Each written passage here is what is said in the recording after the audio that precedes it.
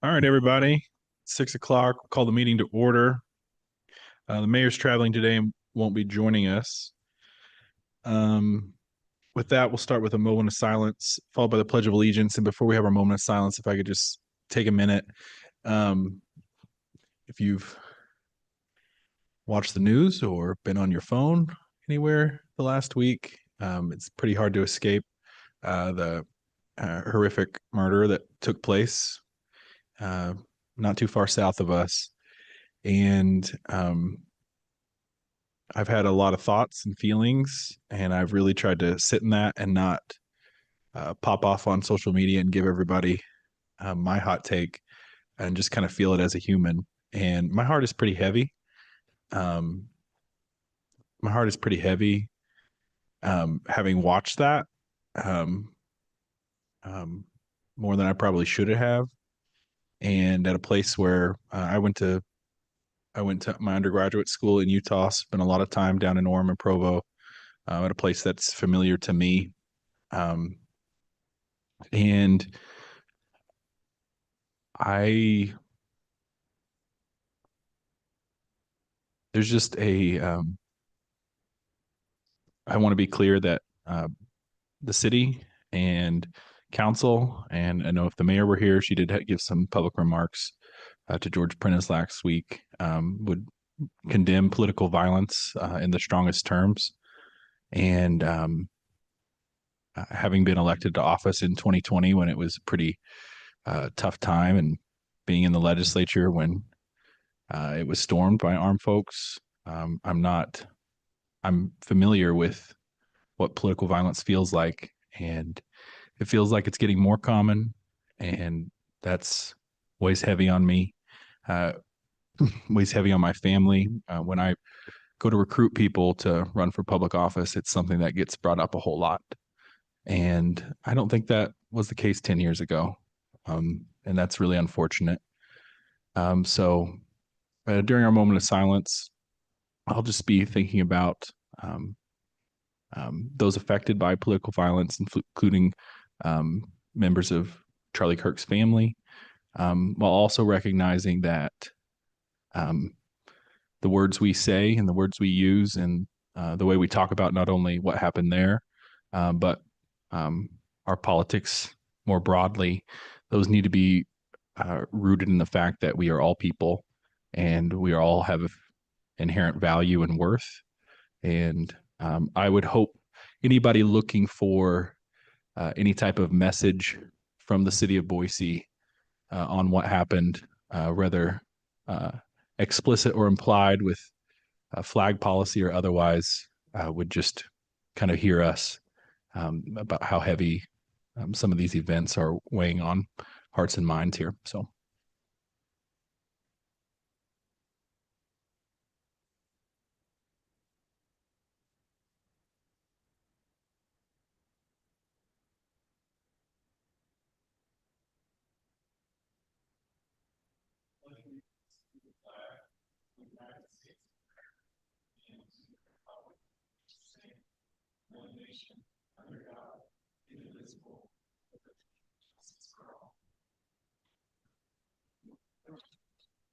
clerk, please call the roll.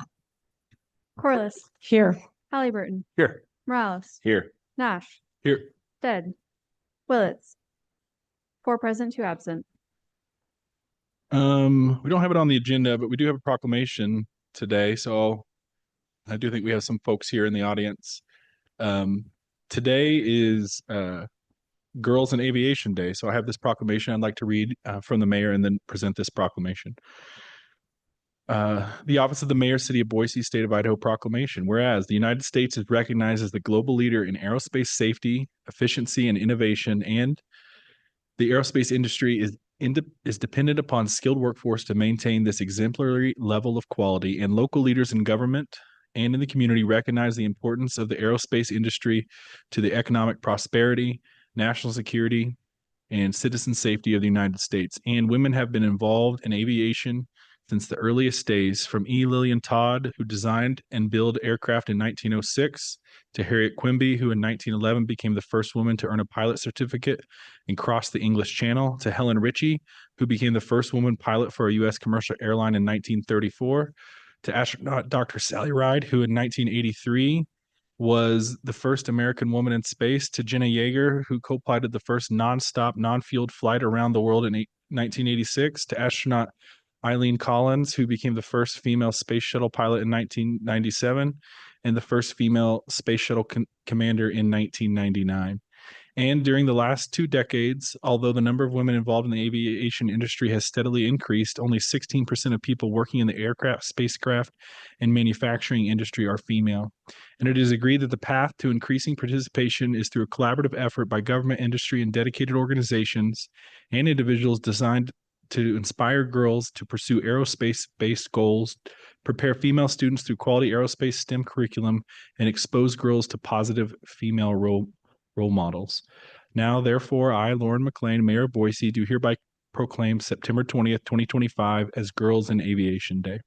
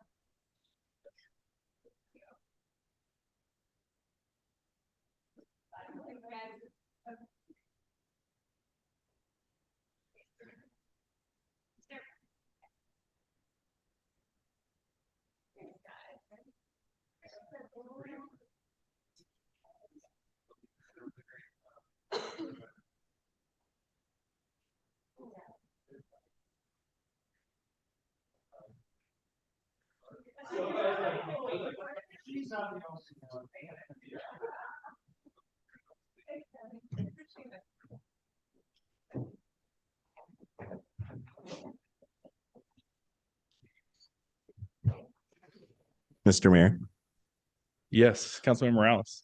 did you plug the Girls in Aviation Day activity at Jackson Jet Center this Saturday? Did I miss it? It sounds like you just did. Okay. Yeah, September 20th, 10 a.m. to 2 p.m. at the Jackson Jet Center.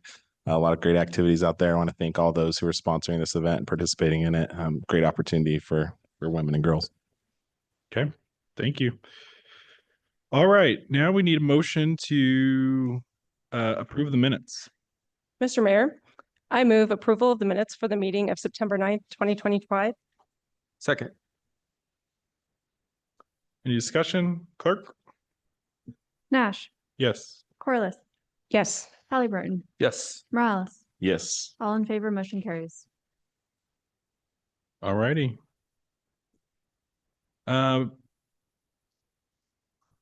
Consent agenda. Mr. Mayor, I move approval of the consent agenda. Second. Any discussion? Clerk? Nash, Yes. Corliss, Yes. Halliburton, Yes. Morales. Yes. All in favor, motion carries. All right. Next up, ordinances. Mr. Mayor, I ask unanimous consent that all ordinances on the first reading calendar be read by number and title only and filed for the second reading calendar. Any objection? Hearing none.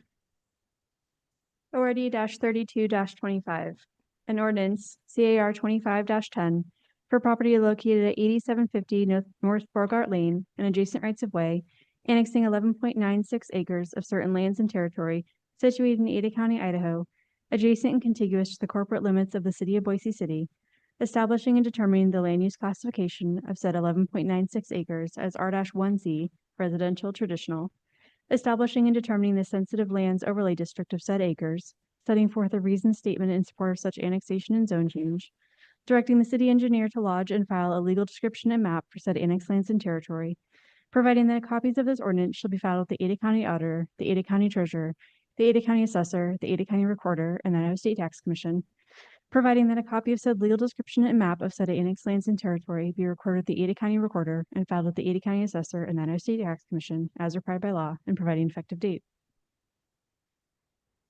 All right, second reading. I ask unanimous consent that all ordinances on the second reading calendar be read by number and title only and filed for the third reading calendar. Any objection? Hearing none, clerk? ORD 30-25, an ordinance DOA 23-10, amending the Harris Ranch Specific Plan 2007, Volume 1, as implemented by Title 11, Chapter 7, Section 1, to modify certain blocks, block prototypes, and street sections associated with the Village Center and Village Green blocks and providing an effective date. ORD 31-25, an ordinance describing the exterior boundaries and removing certain properties related to the Ustick Ditch lateral from the Boise Municipal Irrigation System, directing the Boise City Clerk to record a certified copy of this ordinance in the office of the Ada County Recorder and providing an effective date. All right. We got subdivision plat.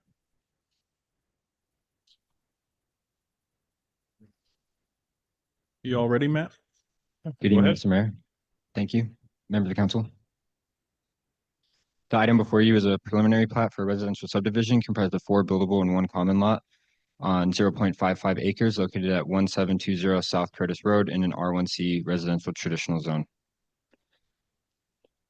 This subdivision is associated with a planned unit development that was approved under the Legacy zoning code, as shown here, the landscape plan. The PUD was previously extended by the Planning and Zoning Commission on January 8th of 2024. However, the original subdivision that was paired with that had expired, so the applicant is reproposing the same site layout. As you can see, the subject property is a flag lot that extends east from Curtis Road out to the west. And the development consists of a service drive that provides vehicular and pedestrian access to 4 lots in the middle of the screen with a 5-foot wide sidewalk along the northern side of that service drive and landscaping along its southern side. Under the Legacy zoning code, PUDs allowed deviations from certain dimensional standards that are internal to the site, such as reduced lot sizes and reduced setbacks. These deviations are summarized on your screen and within the project memo.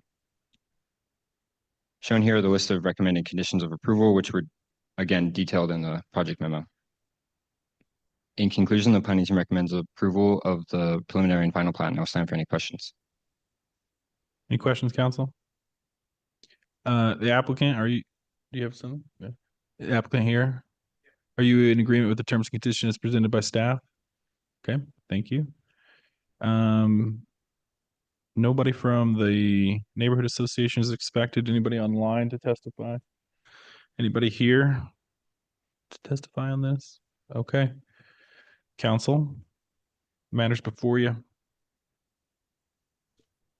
Mr. Mayor, I move approval of subdivision 25-0030, a preliminary and final plat for Curtis Creek subdivision, a residential subdivision comprised of 4 buildable and 1 common lot located at 1720 West Curtis Road on 0.55 acres in a R1C residential transition zone. Second. All right, here motion in a second. Any debate? All right. Clerk? Nash, Yes. Corliss, Yes. Halliburton, Yes. Morales, Yes. all in favor, motion carries. All right, council, entertain a motion to adjourn. I make a motion to adjourn. Second. All in favor? Aye. Aye. Any opposed? We are adjourned.